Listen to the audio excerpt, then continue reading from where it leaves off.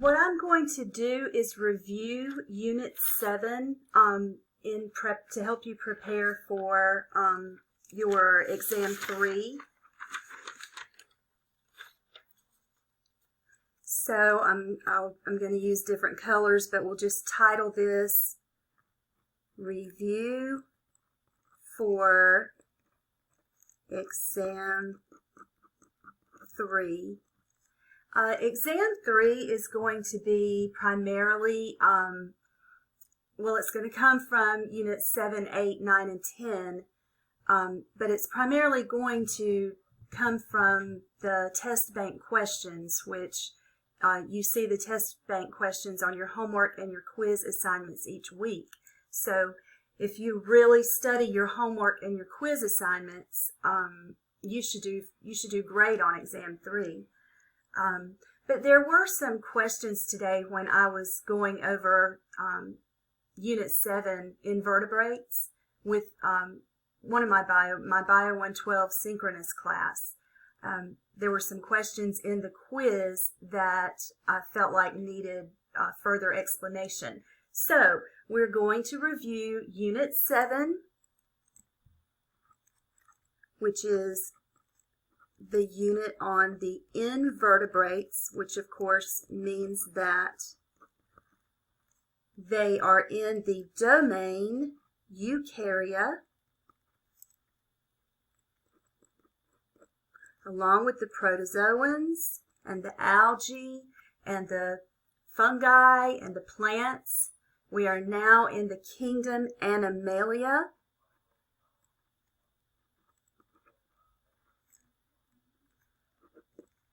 And the first group of animals that we are going to study, or that we already did study, are the invertebrates, meaning that they do not have a backbone. So we begin with the phylum Porifera. Here's where I'm going to try to change colors. I don't know, sometimes that helps people, sometimes it helps me. So we're going to say number 1, that's not very dark though, is the phylum Porifera, which is really easy to learn because it only consists of the sponges. Okay, there are different classes, but we really didn't focus on the different classes of sponges much in the reading, in the study plan. So, what does the phylum Porifera characteristics does it have? First of all, it has no tissues, no true tissues. Although sponges have specialized cells, they don't have true tissues. So they're the simplest of all the animals. They also don't have a coelom or body cavity, which, as we learned, as we went through the invertebrates and then the vertebrates, we learned that a coelom was a body cavity that is found within protostomes and deuterostomes, animals with 3 tissue layers. And the body cavity is like an opening within the mesoderm that is where you find organs like the stomach and the intestines. You know, it's a place for internal organs to reside. It's a cavity, body cavity for those internal organs. Okay, so the Porifera do not have tissues. They do not have a body cavity or coelom. The adult sponge is sessile. That means that it does not move. The larvae does, but the adult sponge attaches to a substrate and does not move.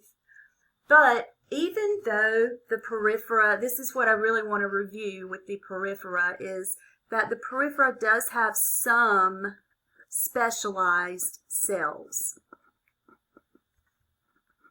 It may not have true tissues, but it does have some cells worth going over. And in particular, one of the types of cells is called a pinacocyte or pinacocytes. There's definitely a review question or a quiz question on the pinacocytes. Give me just a second.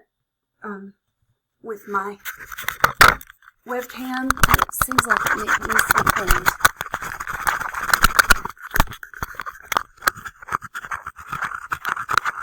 It just seems like it's really blurry.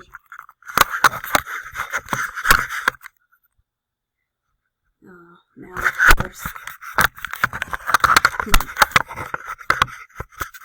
course I had it like I wanted it, and now I gotta move it.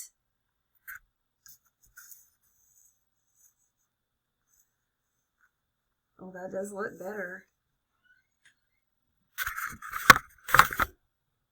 There we go.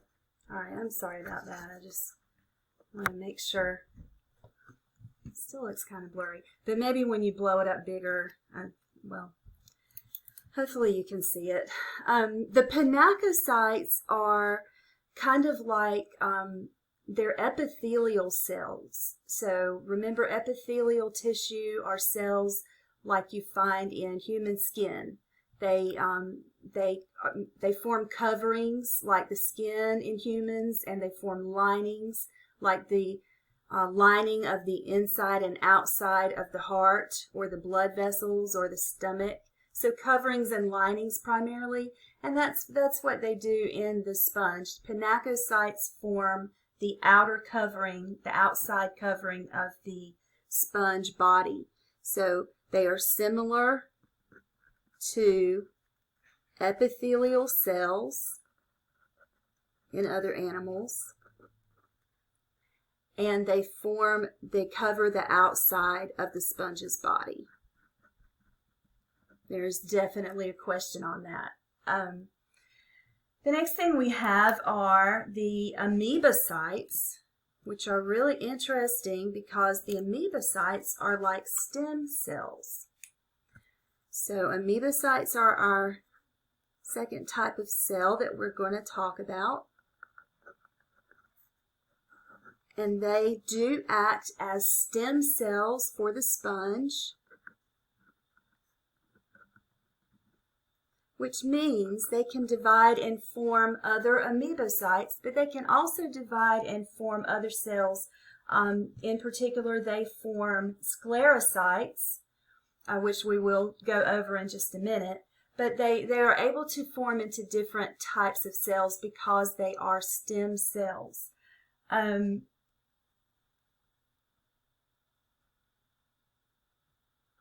I'm just going to put active stem cells producing sclerocytes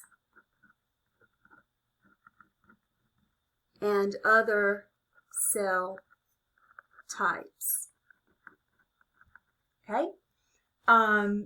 The other thing I want you to know about the amoebocytes is that after the choanocytes filter the food from the water, the choanocytes line the inside of the sponge and filter food from the water into the sponge's body, and the amoebocytes are there at that point to take in the nutrients and deliver them to the rest of the cells of the sponge's body.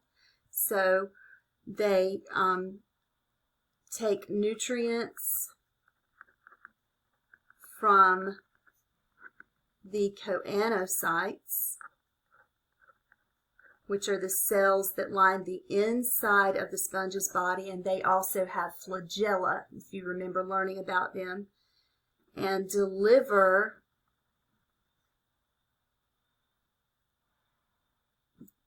the nutrients to all the other cells of the sponge's body, because all the cells are going to need nutrients and oxygen. The next cell that I want to mention is the sclerocyte. There are other cells of the sponge, but I just want to mention a few, not all of them, because this is just a review of some specific questions that we realize today we might not be as familiar with.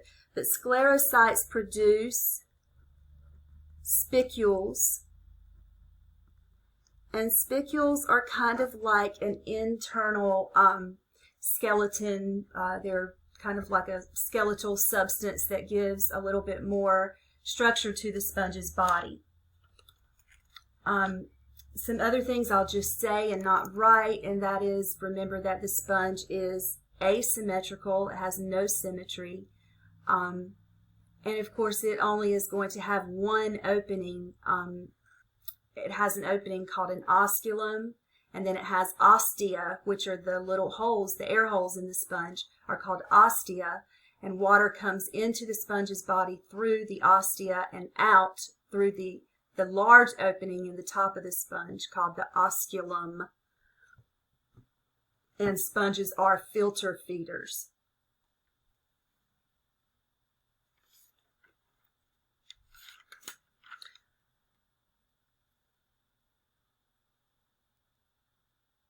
All right. So next we have the phylum Cnidaria. I'll just start a new sheet for that. The phylum Cnidaria.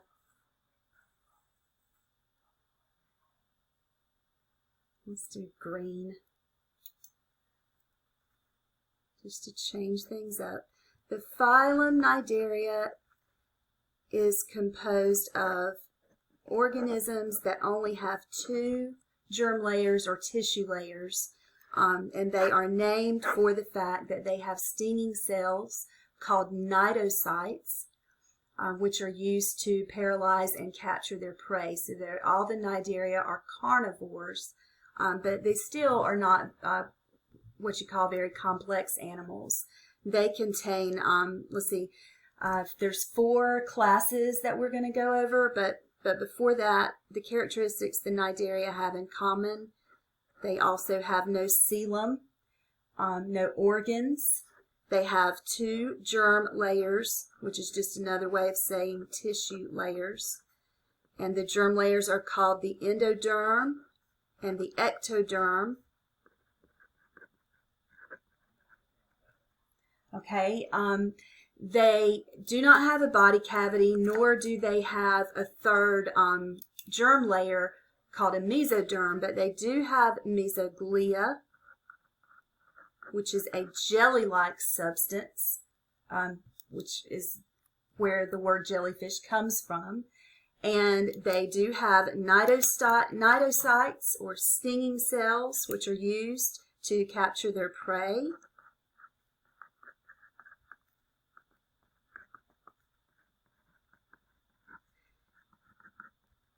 And they have 2 body forms, the polyp body form and the medusa body form. And I'm going to draw both just to remind you.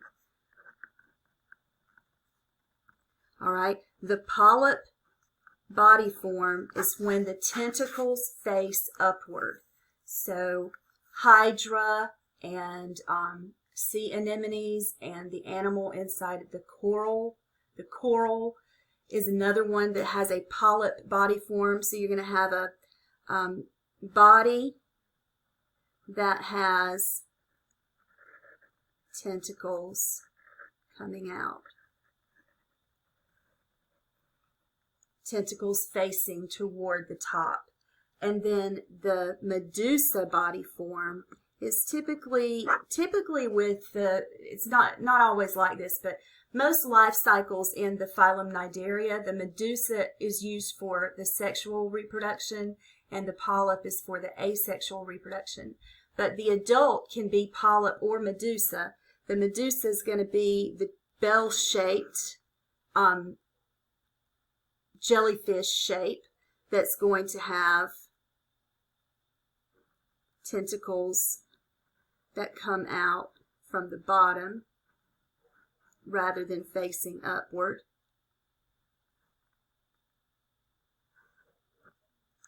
All right, so that's the medusa shape.